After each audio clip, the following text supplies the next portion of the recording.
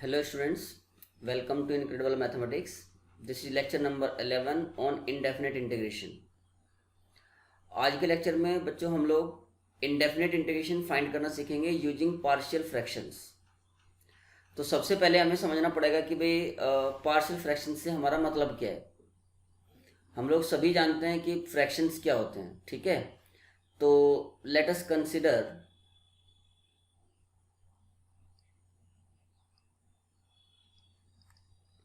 consider a rational function Rx equal to Px upon Qx, where Qx is not equal to 0 and Px and Qx both are polynomials.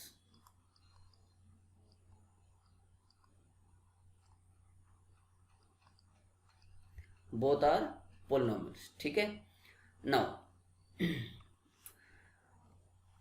P X upon Q X, ये जो rational function है ये एक fraction भी है, इसे fraction भी बोलते हैं। भाई कोई भी न्यूमरेटर बाय डिनोमिनेटर की फॉर्म में एक्सप्रेशन लिखा रहता है तो उसको हम फ्रैक्शन बोलते ही हैं, है ना। फ्रैक्शन जो है,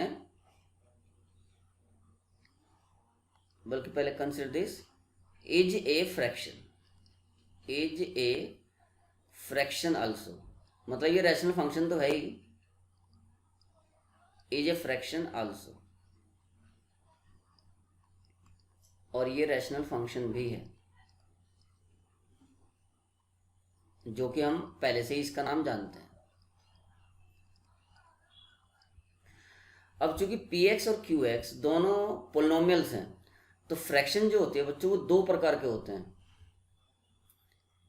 एक होता है प्रॉपर फ्रैक्शन और एक होता है improper fraction. If degree of P X, यानी कि न्यूमरेटर में जो पोलिनोमियल है उसकी degree is less than degree of Q X, यानी कि डिनोमिनेटर वाले पोलिनोमियल से कम है, then it is called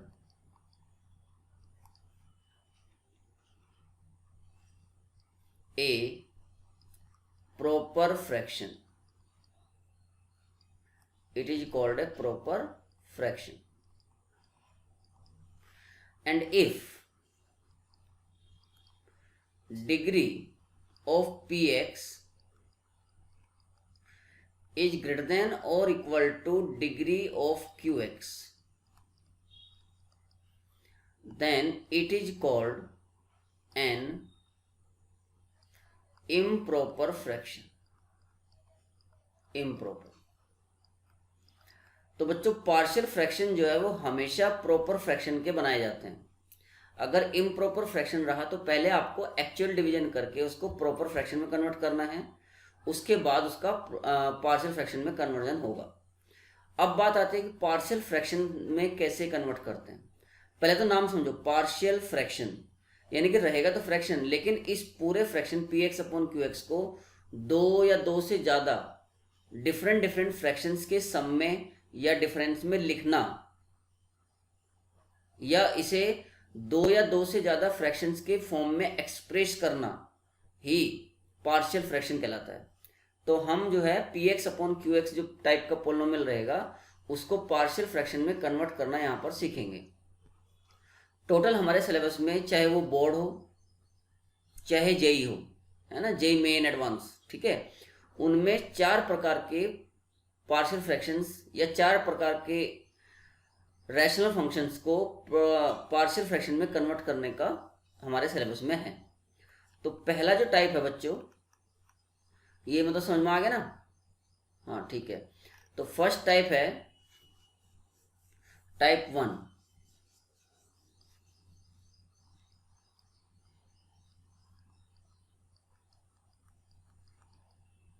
when, ये ध्यान रखना कि ये टाइप 1 2 3 जो भी हम पढ़ रहे हैं वो तभी एप्लीकेबल होगा जब आपके पास प्रॉपर फ्रैक्शन हो। अगर इम्प्रॉपर फ्रैक्शन रही तो पहले आप डिवाइड करके एक्चुअल डिवीजन करके उसे प्रॉपर फ्रैक्शन में कन्वर्ट करेंगे, तभी उसके बाद ही आपको पार्शियल फ्रैक्शन में कन्वर्ट करना है। तो व्हेन डिनोमिनेटर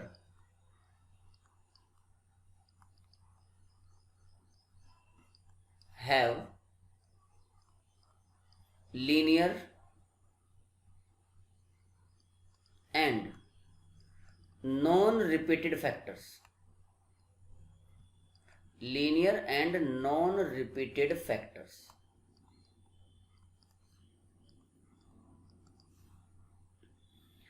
तो इसे एक क्वेश्चन से समझाता हूं मैं, एक एग्जांपल ले लेते हैं इस पे। जैसे बच्चों आपसे पूछा गया कि evaluate integration x+7 upon x² + 2x - 8 dx, ये आपसे पूछा गया।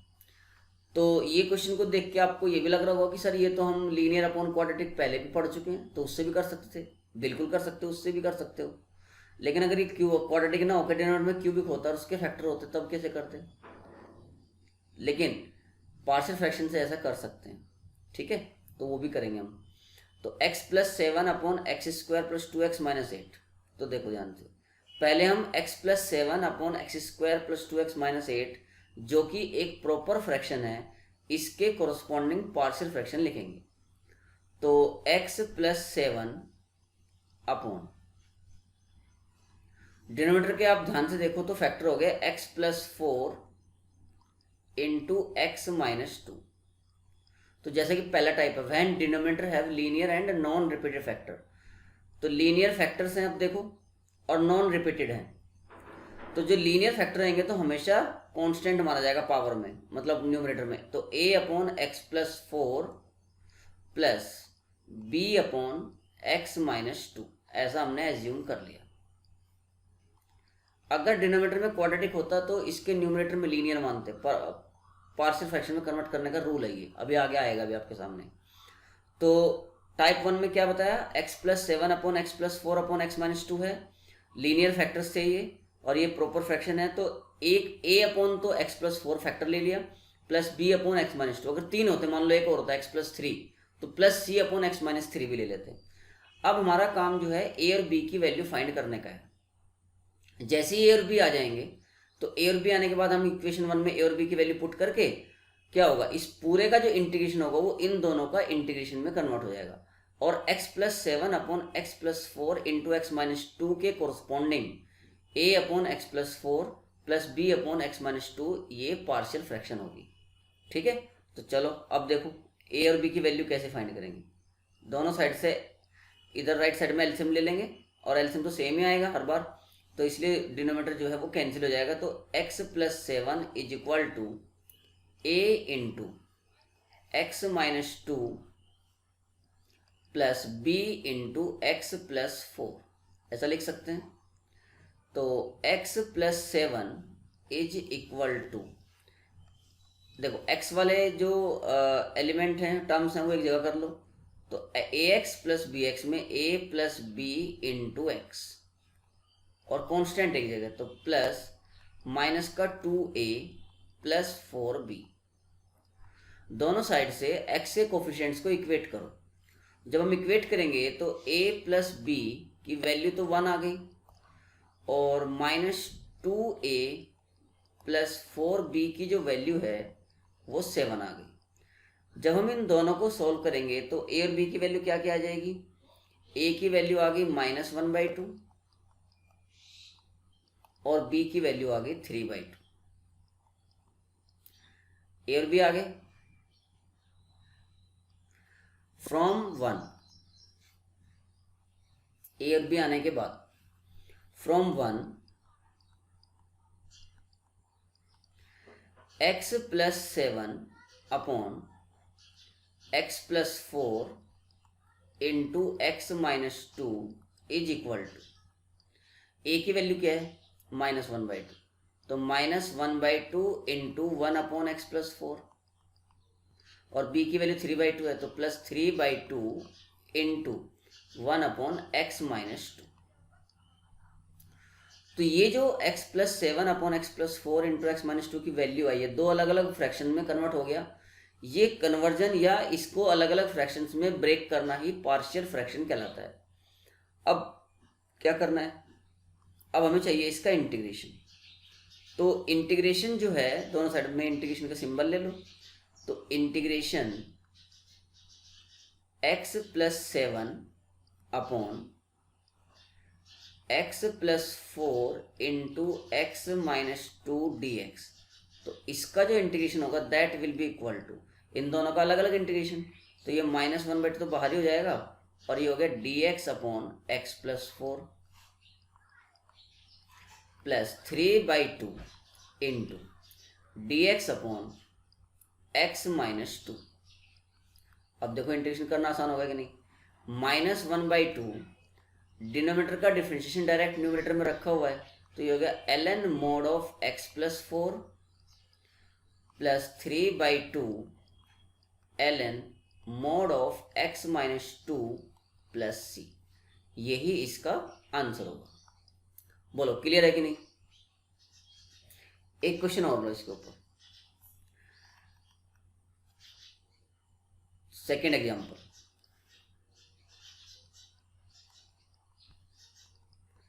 Evaluate integration I equal to X square plus 2x plus 8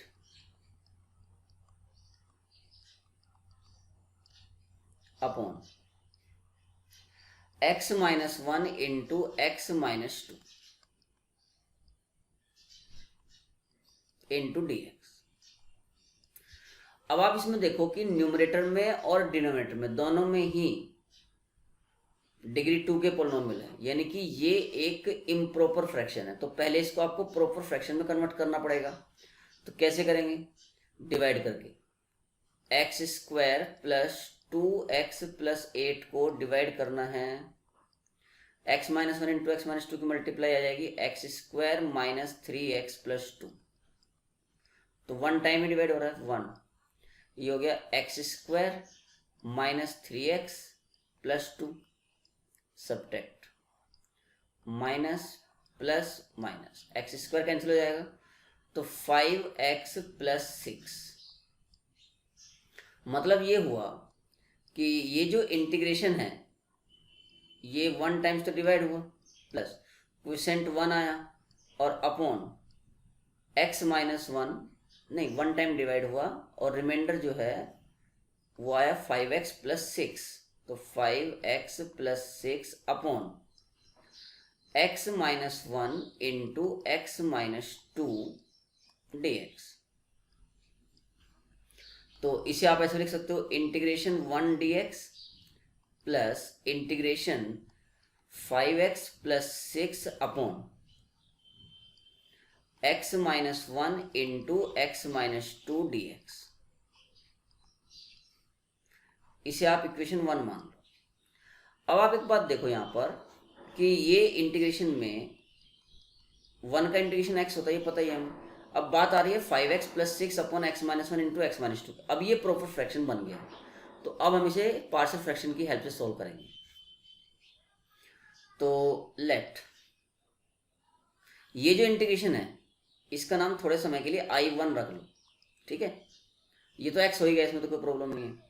तो let I1 is equal to integration 5x plus 6 upon x minus 1 into x minus 2 dx। अब इसका partial fraction convert करना है। Consider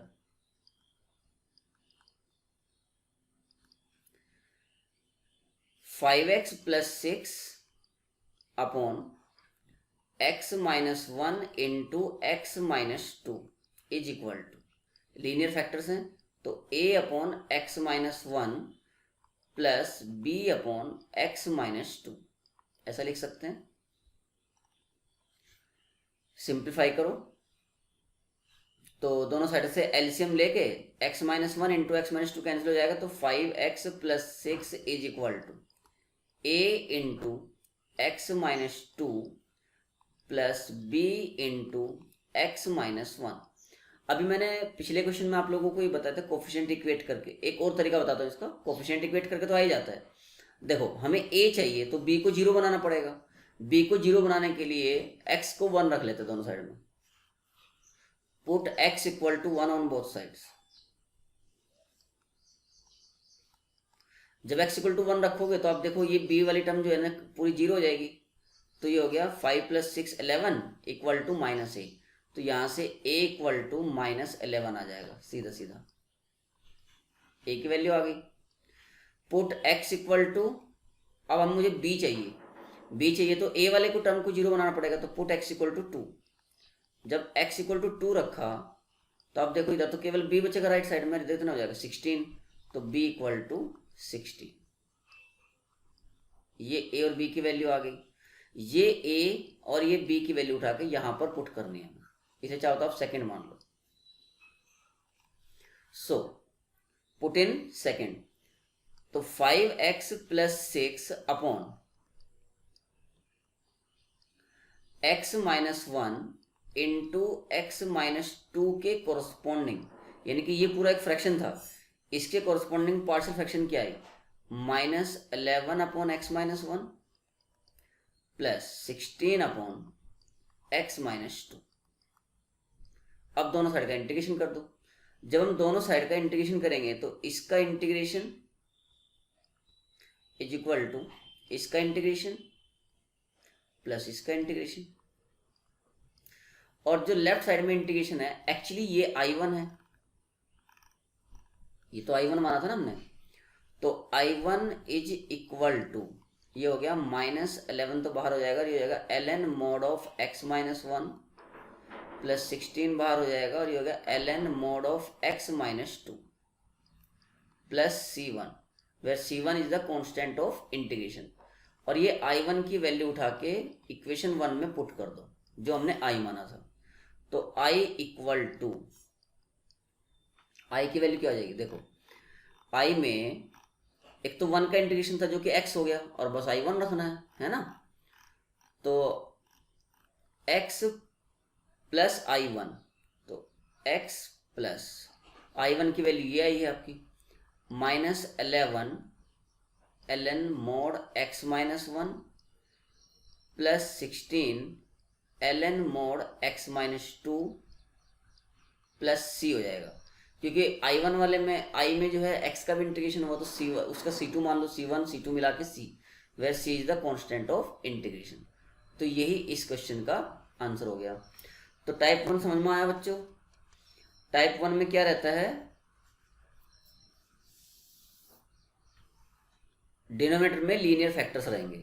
एक क्वेश्चन और ले लेते हैं इसके ऊपर, एग्जाम्पल 3 टाइप 2 पे जाने से पहले। Integration sin 2x dx upon 1 plus sin x into 2 plus sin x। ठीक है, तो इसको देख के कई बार बच्चों को लगता है कि ये क्या पार्शियल फ्रैक्शन का होगा, लेकिन एक्चुअली ये भी पार्शियल फ्रैक्शन का ही है, थोड़ा ध्यान से देखना है बस, है ना। sin 2x को हम लिख सकते हैं 2 sin x cos x upon sin x plus 1 sin x plus 2 as it is dx। If I put sin x equal to t here, put sin x equal to t, तो cos x into dx की जो value है वो dt आ गई। तो आपका integration क्या बन गया, इसको हम जैसे मान के चलते हैं I मान लेते हैं ना। तो I इक्वल टू क्या बनेगा भाई, 2t, क्योंकि sin x को t माना है, cos x dx dt बन गया upon t plus 1 into t plus 2 dt। इसे आप फर्स्ट मान लो। अब इसमें जो है आप एक बात देखो कि ये पार्शियल फ्रैक्शन में कन्वर्ट होगा कि नहीं होगा, बन गया ना proper fraction. Now consider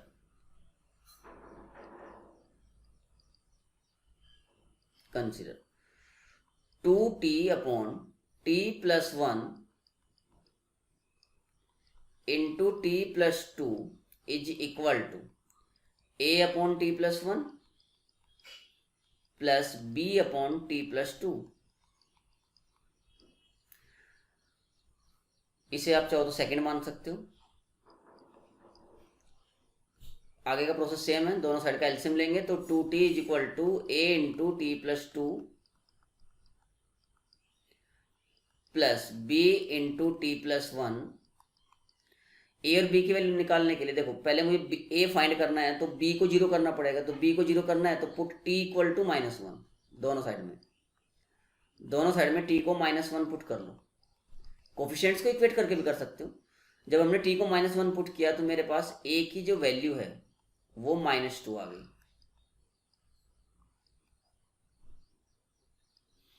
and if we put T equal to minus to,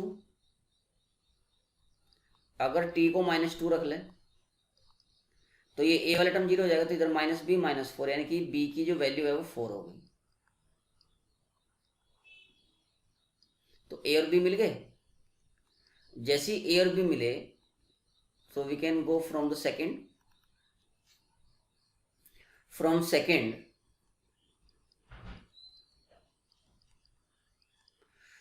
2t upon t plus 1 into t plus 2 is equal to minus 2 upon t plus 1 plus 4 upon t plus 2। और दोनों side का integration कर दो। जब integration करेंगे तो 2t upon T plus one into T plus two D T is equal to minus बाहर आ जाएगा, माइनस टू, ये हो जाएगा D T upon T plus one plus four बाहर आ जाएगा और ये होगा D T upon T plus two. ऐसा हो गया। और ये इंटीग्रेशन जो है ये ही एक्चुअली अपना आई था, तो I is equal to minus two l n mod of one plus t plus four l n mod of two plus t plus c. लेकिन टी हमने किसको माना था? साइन एक्स को। तो आपका जो क्वेश्चन है उसका फाइनल आंसर हो गया minus two l n mod of one plus sine x plus four l n mod of two plus sine x plus c. ये इसका आंसर हो गया। तो बच्चों मुझे लगता है कि इसमें किसी को कोई प्रॉब्लम नहीं है। टाइप वन में एकदम बिल्कुल अच्छे समझ में आ गया होगा। अब हम टाइप टू पे चलते हैं। तो टाइप सेकंड है बच्चों the integrand consisting of even powers only. जैसे एग्जाम्पल समझते हैं इसको, x square plus one D x upon x square plus two into to X square plus one. तो अक्सर ऐसे क्वेश्चन देख के बच्चों को लगता है कि यार ये तो क्वाड्रेटिक फैक्टर हो गया, अब इसमें तो लीनियर मानना पड़ेगा ऊपर डिनोमिनेटर में न्यूमरेटर में। लेकिन एक्चुअली ऐसा नहीं है। अगर इवन पावर्स हैं तो आप इसको थोड़े समय के लिए एक्स स्क्वायर को टी मान के भूल जाओ। यहाँ डिफरेंशिएशन वगैरह नहीं करना, एक्स स्क्वायर की जगह टी यूज कर लो ऐसे क्वेश्चन में। तो consider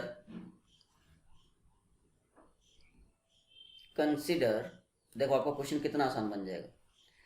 T plus one upon T plus two into two t plus one is equal to linear factors है a upon T plus two plus B upon two t plus one. आगे का process बिल्कुल same है।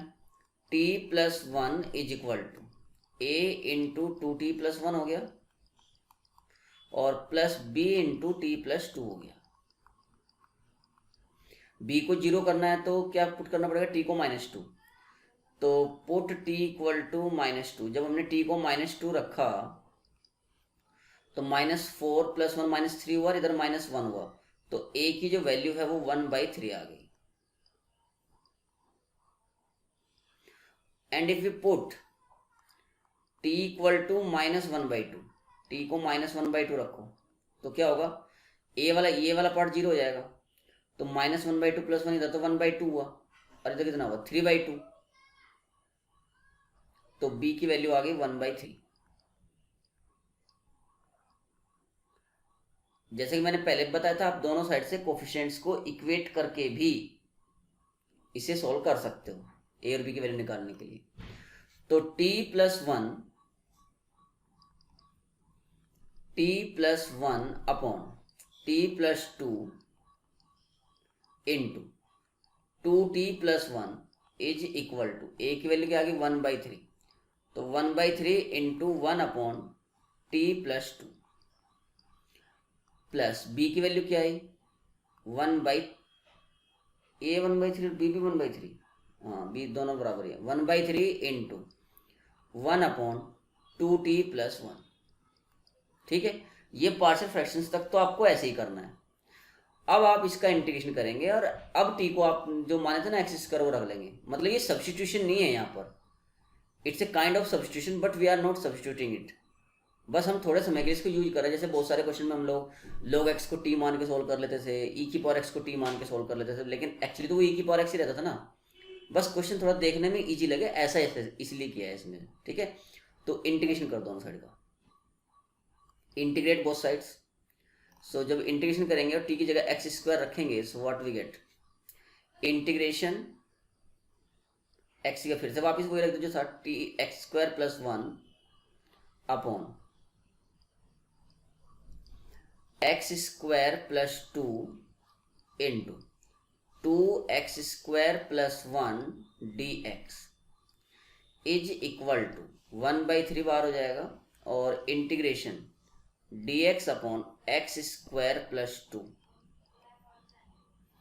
Plus 1/3 dx upon 2x² + 1।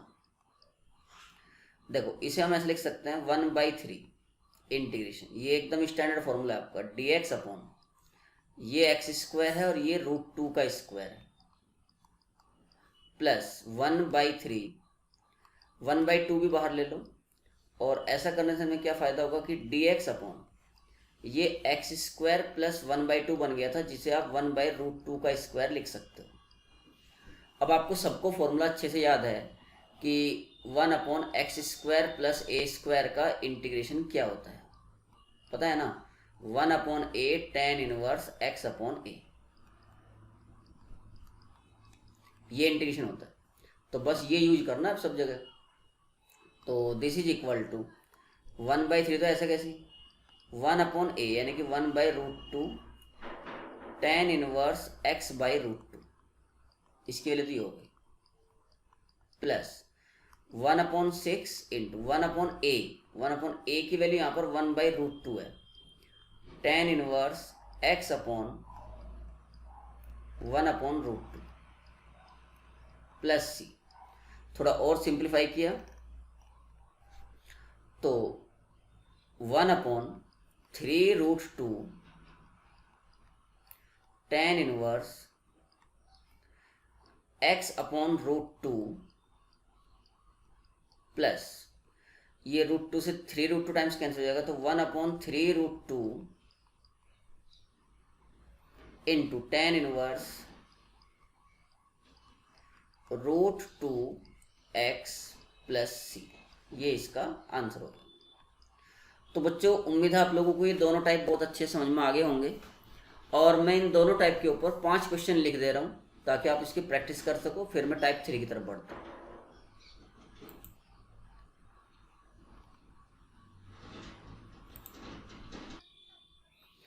तो बच्चों जो type 1 और type 2 हमने कवर किए हैं, उसके ऊपर मैं आप लोगों को 10 क्वेश्चन प्रैक्टिस करने के लिए दे रहा हूँ। इसमें जो पहले 3 क्वेश्चन हैं वो सीधे सीधे प्रॉपर फ्रैक्शन में ही हैं, और आपको जैसे अगर मैं सेकंड क्वेश्चन की बात करूँ तो इसमें 3 फैक्टर्स हैं डिनोमिनेटर में, 3 लीनियर फैक्टर, तो आप इससे मानोगे 2x - 1 upon x - 1 into x - 2 into x - 3 equal to a/x - 1 plus b/x - 2 plus c/x - 3। फिर सोल्व करेंगे, ठीक है। क्वेश्चन नंबर 4, 5 एंड 6 जो है वो इम्प्रॉपर फ्रैक्शन के हैं, जैसे कि हमने सेकेंड एग्जाम्पल सोल्व किया था। तो पहले डिवाइड करके आपको उसको प्रॉपर फ्रैक्शन में कन्वर्ट करना है। तो 4, 5, 6 उसके बेस पे हैं, ठीक है। 6 के बाद 7, 8 और 7, 8 जो है ये वो है, देखो 7 खास करके जिसमें आप थोड़े समय के लिए एक्स स्क्वायर को टी मान लोगे तो आपको ये दिख जाएगा कि ये अपना टाइप 1 का ही क्वेश्चन है। 8 में आप एक्स स्क्वायर को टी मान लेना, सब्स्टिट्यूशन वाला टी, तो 2x dx dt बन जाएगा, तो dt upon x plus 1 into x plus 3। 9 और 10 जो है इसमें आप एक्स स्क्वायर को थोड़े समय के लिए टी मानेंगे, थोड़े समय के लिए, सब्स्टिट्यूशन नहीं है वो, ऐसे नाम रख दिया उसका एक्स स्क्वायर का टी। तो उससे क्या होगा कि ये एक इम्प्रॉपर फ्रैक्शन बन रही है, इम्प्रॉपर फ्रैक्शन। तो पहले इसे आप प्रॉपर फ्रैक्शन में कन्वर्ट करेंगे और उसके बाद आगे प्रोसीड करेंगे। तो ये 10 क्वेश्चन करने के बाद आपको ये टाइप 1 और टाइप 2 पूरी तरीके से क्लियर हो जाएगा, ठीक है। इनके जो आंसर्स हैं आप हमें कमेंट बॉक्स में लिख सकते हो। अगर कोई क्वेश्चन आपसे सॉल्व ना हो इनमें से तो वो भी आप बता सकते हो, तो हम उसका सोल्यूशन आपको टैग कर देंगे कमेंट बॉक्स में, ठीक है। अब हम चलते हैं टाइप 3 की तरफ। टाइप 3 क्या बोलता है देखिए। टाइप 3 है बच्चों, when denominator consist of linear factors but some factors are repeated. अभी क्या होगा, डिनोमिनेटर में लीनियर फैक्टर ही रहेंगे लेकिन कुछ फैक्टर्स रिपीटेड होंगे, जैसे 3x plus 1 upon x minus 1 का whole square into x plus 3। दूसरा एग्जाम्पल है X square plus x plus 1 upon x minus 3 का क्यूब। तो इसमें देख लो डिनोमिनेटर में लीनियर फैक्टर ही है लेकिन एक्स माइनस 1 का होल स्क्वायर है यहाँ पर, यहाँ एक्स माइनस 3 का क्यूब है। तो ऐसे क्वेश्चंस को कैसे सोल्व करते हैं, प्रोसेस ऑलमोस्ट सेम है। देखो पहला एग्जाम्पल मैं समझा रहा हूँ, कंसिडर प्रॉपर फ्रैक्शंस है दोनों ही, 3x plus 1 upon x minus 1 का whole square into x plus 3 is equal to, देखो पहले a अपॉन, जैसे x माइनस 1 का होल स्क्वायर तो पहले a अपॉन आप x माइनस 1 मानेंगे, प्लस b अपॉन फिर x माइनस 1 का होल स्क्वायर मानेंगे। अगर ऐसा होता है x माइनस 1 का होल क्यूब तो plus c upon x minus 1 का होल क्यूब भी मानते, जैसे आपको सेकेंड एग्जाम्पल में मानना ही पड़ेगा, ठीक है। प्लस अभी c के लिए यहाँ पर आप डिनोमिनेटर में है x प्लस 3। तो ये पूरा जो फ्रैक्शन है 3x plus 1 upon x minus 1 का whole square into x plus 3, ये इस तरीके से पार्शियल फ्रैक्शंस में ब्रेक किया जा सकता है। अब हमारा काम बच गया a, b और c की वैल्यू फाइंड करना। तो दोनों साइड में हमने एलसीएम लिया और एलसीएम लेने के बाद जो डिनोमिनेटर वाली टर्म है वो कैंसिल हो जाएगी। तो यहाँ पर मेरे पास बचा a into x minus 1 into x plus 3 plus b into यहाँ पर केवल x प्लस 3 आएगा और plus c into x minus 1 का होल स्क्वायर, ऐसा है। अब इसमें कुछ वैल्यूज तो आप x की डायरेक्ट वैल्यू पुट करके a b c की निकाल सकते हो, लेकिन सारी वैल्यूज नहीं निकाल पाओगे यहाँ पर। तो जो निकाल सकते हो वो निकाल लेते हैं पुट करके x की वैल्यू, और बाकी नहीं तो कोफिशिएंट इक्वेट कर लेंगे। तो देखो a फाइंड करना है तो a तो आप x इक्वल टू 1 पुट करो या x इक्वल टू -3 पुट करो, दोनों में दिक्कत आ जाएगी। तो पहले क्या करते हैं, b फाइंड कर लेते हैं या c फाइंड कर लेते हैं। Put x equal to 1, put x equal to -3 put करो पहले, x इक्वल टू -3। तो a वाला कोफिशिएंट 0 हो गया, b वाला 0 हो गया। अब c वाले में बचा, देखो x के -3 रखेंगे तो -3 इंटू 3 -9 प्लस 1 -8 लेफ्ट साइड में हुआ is equal to, right side में a वाला टर्म 0 हो गया, b वाला 0 हो गया, c वाला क्या हो जाएगा, -3 रखा है तो -3 -1 -4 का स्क्वायर 16c। तो c की वैल्यू बच्चों -1/2 आ गई,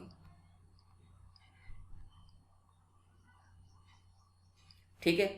now put x is equal to 1, x equal to 1 रखो तो लेफ्ट हैंड साइड में तो हो जाएगा 4, राइट साइड में a वाला कोफिशिएंट 0 हो जाएगा तो ये टर्म पूरी 0 होगी, 4b और c वाला 0 हो गया तो b की वैल्यू आ गई 1। तो ये वैल्यू तो हमने पुट करके निकाल ली। अब हम a को तो ऐसे कुछ x की वैल्यू पुट करके नहीं निकाल सकते, तो इसके लिए क्या करो, दोनों साइड में एक्स स्क्वायर का कोफिशिएंट कंपेयर कर दो। देखो ये इधर ऐसे बन रहा था x square plus 2x minus 3 plus b x plus 3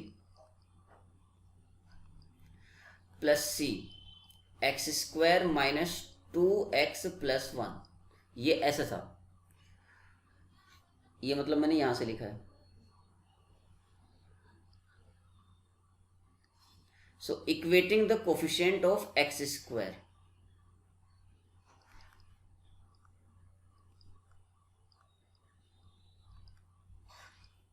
on both sides. हालांकि आप सारे ए बी सी तीनों की वैल्यू भी कोफिशिएंट्स को इक्वेट करके निकाल सकते थे। तो ए प्लस सी राइट साइड में और लेफ्ट में है 0, तो ए की जो वैल्यू है बच्चों वो माइनस सी आ गई, और सी तो आप पहले से फाइंड कर चुके थे -1/2। तो इसका मतलब ए इज इक्वल टू 1/2। तो इस तरीके से हमारे पास ए बी और सी तीनों की वैल्यू आ गई है। ये तीनों की वैल्यू उठा के इक्वेशन 1 में पुट करेंगे। पुट इन 1 फ्रॉम 1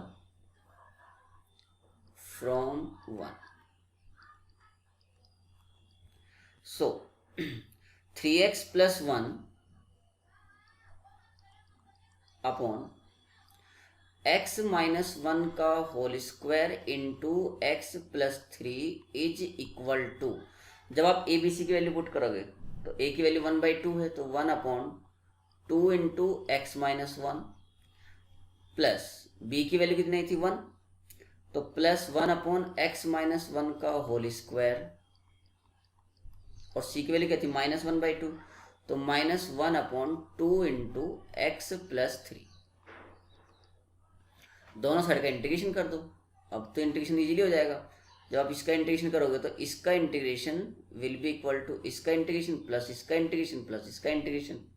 जब आप इंटीग्रेशन करोगे तो क्या मिला आपको, 1/2 तो बाहर आ गया, और ये हो जाएगा ln mod of x minus 1, 1/x minus 1 का होल स्क्वायर, ये हो गया -1/x माइनस 1 इंटीग्रेशन, -1/2 बाहर आ जाएगा, और ln mod x plus 3 plus c. यही आंसर है। इजी है ना, इजी है यार। चलो एक क्वेश्चन और देख लो। नेक्स्ट एग्जांपल था let i equal to integration, ये था x square plus x plus 1 upon x minus 1 का होल क्यूब dx, ये था। So consider x square plus x plus 1 upon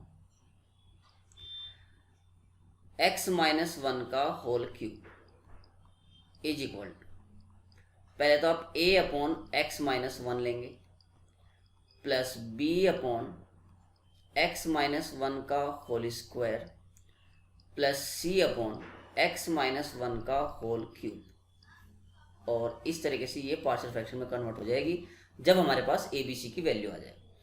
दोनों साइड में एलसीएम लिया और ये हो जाएगा x square plus x plus 1 is equal to, यहाँ हो जाएगा a इंटू एक्स माइनस 1 का whole square plus b into x minus 1 plus c। ठीक है, तो x इक्वल टू 1 पुट करके तो हम c की वैल्यू फाइंड कर सकते हैं। तो जब हमने x इक्वल टू 1 पुट किया तो हमारे पास c की वैल्यू तो 3 आ गई। चलो एक वैल्यू तो मिल गई, जो डायरेक्ट पुट करके मिल सके उसको फाइंड कर लेना चाहिए। अब हमें कोफिशिएंट्स इक्वेट करने पड़ेंगे क्योंकि a और b को फाइंड करने का इसके अलावा कोई और तरीका नहीं है। तो x square plus x plus 1 is equal to a, ये हो गया x square minus 2x plus 1 plus b x minus 1 plus c। तो दोनों साइड से equating the coefficients of powers of x, equating the coefficients of powers of x on both sides. तो देखो x square का coefficient जो है वो केवल राइट साइड में है, तो ए इक्वल टू 1 हो गया। एक्स का कोफिशिएंट देखो -2a plus b is equal to 1, लेकिन ए की वैल्यू 1 आई है तो बी इक्वल टू 3। ए 1 आ गया, बी 3 आ गया और सी भी 3 था, तो हमारे पास ए बी सी तीनों की वैल्यू आ गई। उम्मीद है इसमें किसी को कोई प्रॉब्लम नहीं है। तो ये ए बी सी की वैल्यू उठा के इक्वेशन 1 में पुट कर दो। ए बी सी की वैल्यू इक्वेशन 1 में पुट कर दो। फ्रॉम 1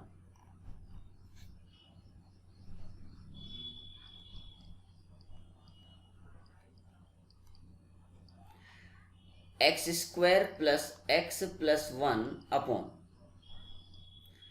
एक्स माइनस 1 का whole cube is equal to, a की वैल्यू 1 है तो 1 upon x minus 1 plus 3 upon x minus 1 का whole square plus 3 upon x minus 1 का होल क्यूब।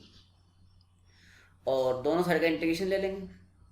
तो अब ये इंटीग्रेशन करने में तो मुझे लगता नहीं किसी बच्चे को कोई प्रॉब्लम है। तो क्या आ गया आंसर आपका?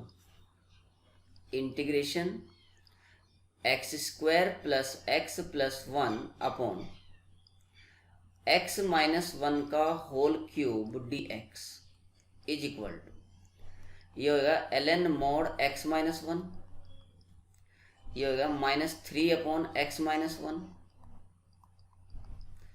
और ये हो गया माइनस एक्स माइनस 1 की पावर -3 हुआ था ये, तो x माइनस 1 की पावर -2 अपॉन -2, तो 3 अपॉन 2 इंटू एक्स माइनस 1 का होल स्क्वायर प्लस c।